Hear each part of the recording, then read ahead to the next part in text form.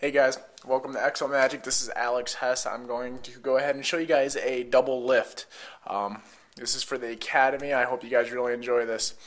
This is one of the parts to the fundamentals of magic.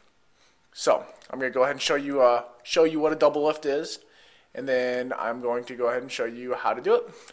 What a double lift is in essence this. I want you to keep an eye on this, okay? Memorize that joker. Memorize the style, memorize what it looks like. What we're going to do is we're going to take this joker. We're going to put it right there. Does that look about good? We're going to tuck it in. This is where the magic occurs. Guess see what happened?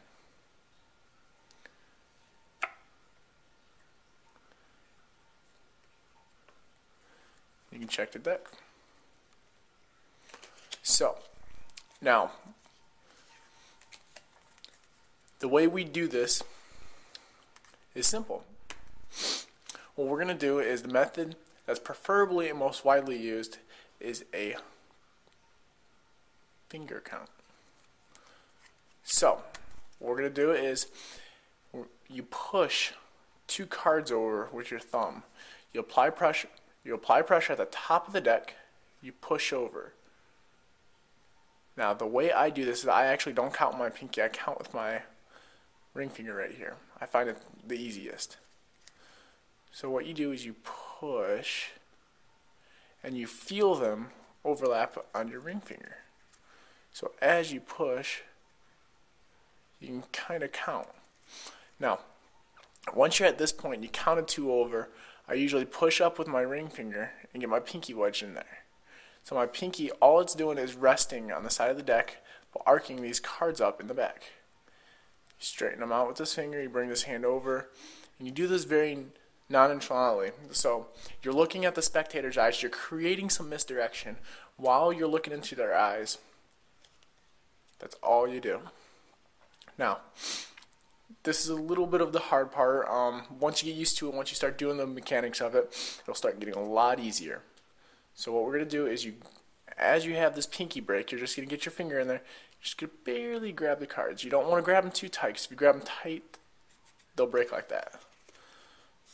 So you grab the 2 cards, and I always push down and kind of leave it a little bend. So what it does is it creates a little tension on the top of the deck. What that does is that helps keep the cards sticking together.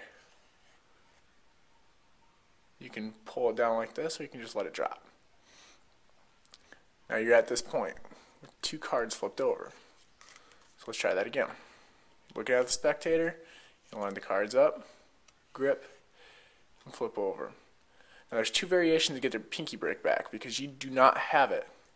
One variation is by Oz Perlman. I've seen in his video, I really enjoyed it. Where you take your index finger and you push down on the front of the deck. What that does is that creates an arch. You stick your pinky in and you push down.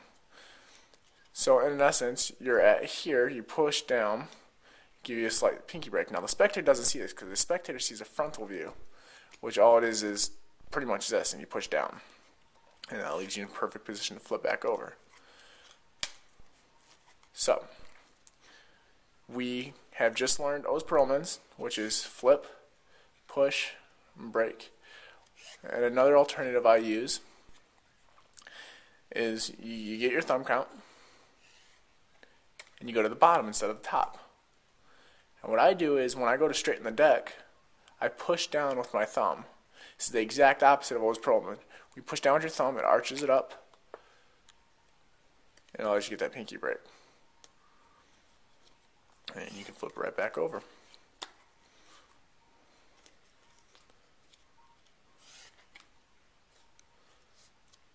As you can see, we have a beautiful pinky break right there. Then you go with your spiel, you do your magic, do your pattern, you flip the card over. I usually like giving it a little flick.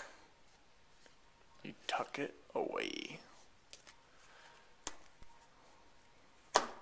That is the double lift from Alex Hess on ExoMagic.